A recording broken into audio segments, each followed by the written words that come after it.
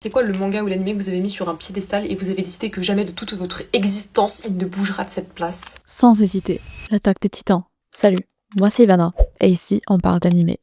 Mais alors SNK, c'est pas juste un animé. C'est une œuvre qui te prend par surprise, qui te fait croire que c'est une histoire de monstre, alors qu'en réalité, ça parle de liberté, de guerre, de choix impossibles, et de ce que l'humanité est prête à faire pour survivre. Aucun personnage n'est vraiment bon ou mauvais. À part toi, Gabi.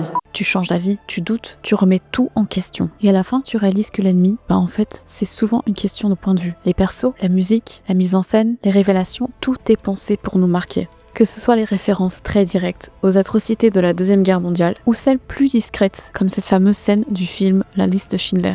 SNK est une œuvre qui ose dire une chose que beaucoup évitent. La guerre n'a jamais de héros. Au début, tu crois que tu sais qui sont les gentils, qui sont les méchants. Puis SNK t'arrache cette certitude. Il te montre comment on fabrique un ennemi, comment la peur devient une arme, comment la haine se transmet de génération en génération comme un héritage. Et le pire, c'est que parfois, tu te surprends à comprendre des choix que tu pensais impardonnables.